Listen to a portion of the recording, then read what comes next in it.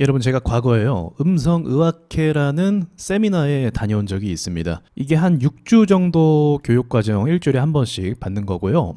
대상자들은 이게 뭐 성악가라든지 또는 보컬 지망생들, 노래를 업으로 삼는, 목소리를 업으로 삼는 사람들의 세미나를 제가 다녀온 적이 있습니다. 특이하죠? 저도 이 목소리나 이런 성대 구조 같은 거에 좀 관심이 있어갖고 이거를 주최하는 그 의학 박사님이 있었어요. 그래서 그 세미나를 제가 참석을 했고 그때 제가 맨 앞자리를 앉게 됐어요. 근데 보통 여기에 참석하는 사람들의 직업이 다 이제 음악 쪽으로 하는 사람이고 저 같은 경우는 순수하게 이제 궁금해서 온 사람 중에 하나인데, 근데 그 이비인후과 그 교수님께서 나이가 좀 많으셨어요. 70 좀 되셨던 것 같은데 저를 보시더니 제 목소리가 문제가 있다고 하더라고요. 제가 내는 소리의 자체가 뭐 간단한 진단으로 이제 그걸 알 수 있다 이렇게 이야기하는 건데, 뭐 그건 그럴 수 있다고 쳐 이제 진단하는 부분이니까. 근데 저한테 첫 번째로는 반말을 했어요. 그러니까 너는 뭐 이게 심하다, 너는 이렇게 됐다, 이렇게 얘기를 하는 거예요 저한테. 그리고 두 번째로는 저한테 뭐라고 또 했냐면 너가 지금 상태가 안 좋은데 돈 어떻게 벌래, 이렇게 이야기를 하더라고요. 이때가 불과 사실 몇 년 전이고 와조스키 채널도 운영하고 있는 시점이었거든요. 물론 이제 어른이시고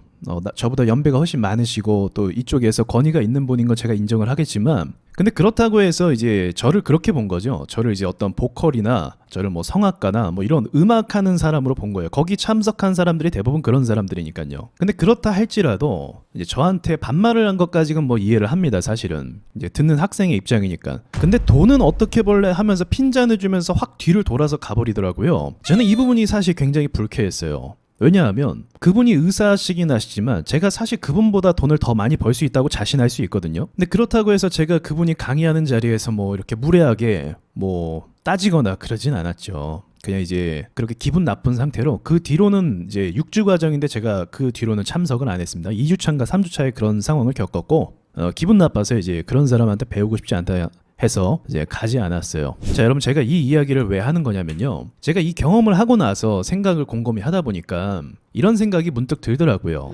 제가 주식에 있어서 여러분에게 뭔가 가르쳐드리는 입장 아니겠습니까? 근데 여러분이 계신 직업이나 전문 분야가 있으실 거 아니에요. 각자 주식은 다 처음이시지만 각자 10년 이상의 어떤 노하우를 가진 경험과 경력이 있는 분들이라고 생각을 합니다. 그리고 요즘에는 안 하지만 과거에 코로나 전에는 오프라인 강의도 종종 했었어요. 거기서 만나 뵙는 분들은 돈이 없으신 분들이 아니었어요. 뭐 어떤 기획사 이사님도 만난 적이 있었고, 그리고 의료계에서 종사하시는 분도 계셨고, 그리고 부동산 사업을 크게 하시는 분도 계셨었고, 그분 아드님이 이제 프로골퍼라고 또 이야기를 그때 잠깐 나눴던 이야기도 있었는데, 그래서 골프 배우려면 연락 달라고 그런 이야기도 나눴습니다. 저는 그런 거를 좀 경험하면서 여러분이 여러분 가진 직업이나 직종 뭐 전부 다는 물론 아니겠지만 그래도 어느 정도 경력과 전문이 있다라고 저는 생각을 하거든요. 그 말은 무슨 말이냐면 여러분께서 이 주식이라는 시장에 들어왔는데 이 시장 가운데서 여러분도 충분히 잘하실 수 있다라는 그 가능성을 말씀드리는 겁니다. 자, 조금 더 설명을 드려볼게요. 이 시장은 원래는 상식적으로 움직여야 되죠. 무슨 말입니까? 좋게 돈을 버는 회사가 상승을 해야 되는 게 맞는 거고, 돈을 벌지 못하는 회사는 주저앉는 게 맞아요. 그렇다면 기본적으로 이러한 상식을 가지고 좋은 회사를 평가해서 투자했을 때 주가가 올라가는 게 우리가 일반적으로 생각하는, 우리가 생각했던 그 주식시장이라는 거죠. 그러나 여러분도 지금 경험해 보셔 아시겠지만 이 주식시장이 우리의 상식과 예상 범위에서 움직입니까? 전혀 아니죠. 결코 그렇지 않습니다. 자, 멀쩡한 사람도요 바보 만드는 곳이 바로 주식시장입니다. 조금 더 설명해 볼게요.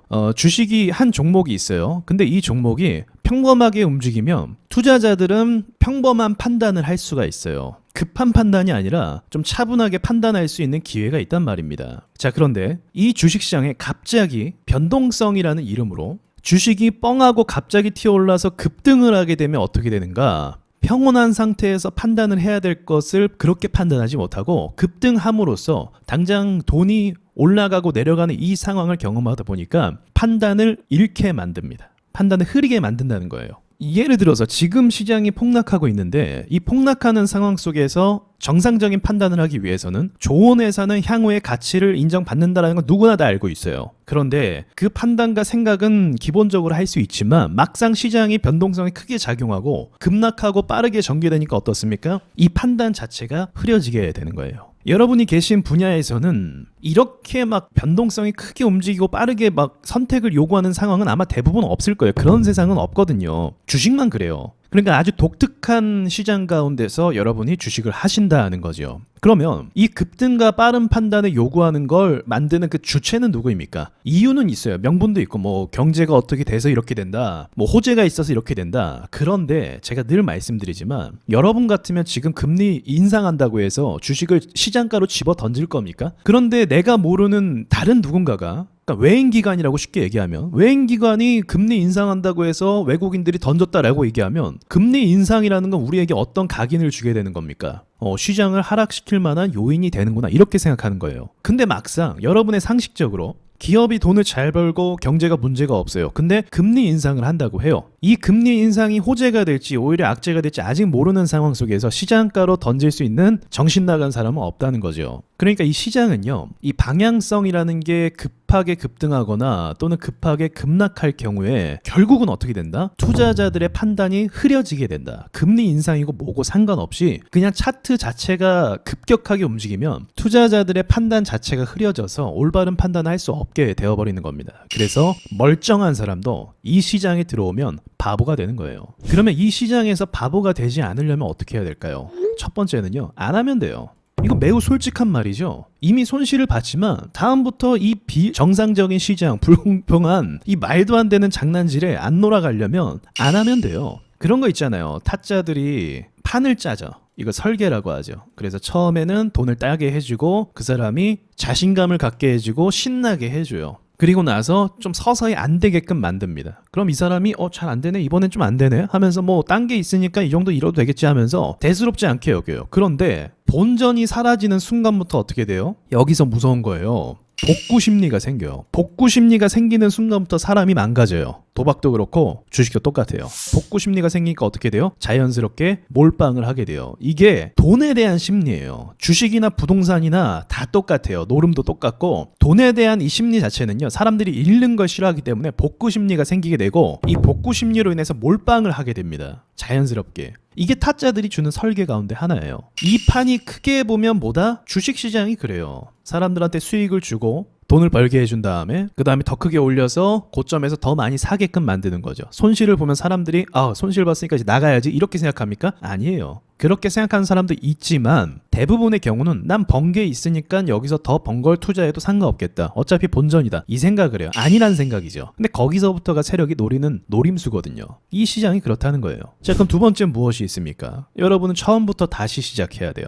주식시장의 개념은요, 통상적으로 알려진 경제 지식과 원리와 반대로 갑니다. 그게 주식시장의 개념이 아니에요. 주식시장의 개념 자체는요, 매물대 원리에 의해서 움직이게 됩니다. 누가 많이 샀냐, 누가 적게 샀냐. 지금은 사람들이 안 사서 주가가 떨어지고 매물대가 없는 상황이고, 내가 여기서 사놓으면 나중에 호재를 받을 때 올라가면 매물대가 비어있기 때문에 어떻게 돼요? 올라가기가 굉장히 수월해지고, 아무리 호재가 있고 좋은 회사라 할지라도 매물대가 많아져서 많은 사람들이 샀다고 하면 무거워져서 올라가기가 힘들어지고, 올라가려면 어떻게 해야 돼요? 이것보다 더 큰 돈들이 들어와서 돌파를 해줘야 돼요. 이건 누가 할 수 있습니까? 세력만이 해줄 수가 있어요. 그래서 아무리 시장이 안 좋고 경제가 안 좋고 침체가 와도요, 세력들이 돈을 쏴주면 가는 겁니다. 왜 제주은행은 가는데 왜 KB금융이나 다른 뭐 신한지주나 이런 것들은 안 갈까요? 같은 은행 섹터인데 말이죠. 세력이 냅두고 있는 겁니다. 코스피 종목을 크게 올리면 코스피가 올라가기 때문에 의도적으로 시장을 누르고 있다, 그렇게 말씀을 드릴 수가 있는 거죠.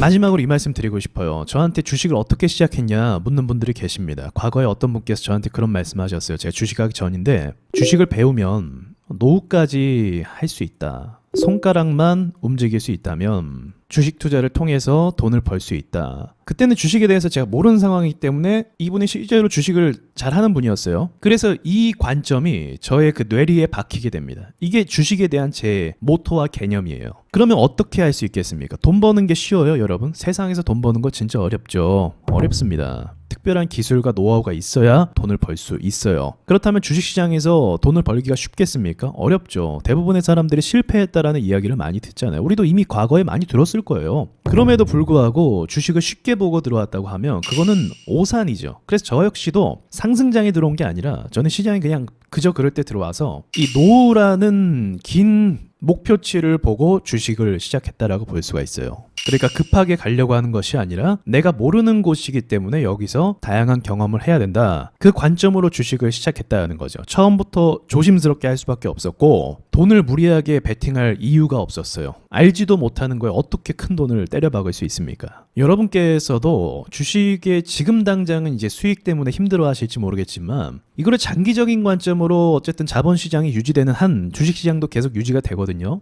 장기적인 관점으로 친구 삼아서 투자를 한다고 하면 저는 더 좋은 결과나 또는 그렇게 큰 손실이나 데미지를 입지는 않지 않을까 생각을 합니다. 판단과 결정은 여러분의 몫이지만 제가 경험한 것을 토대로 여러분께 말씀드리고 여러분도 충분히 할 수 있는 사람이란 걸 전 알고 있기 때문에 그 세력 장난에만 놀아나지 않으면 됩니다. 여기까지 말씀드릴게요.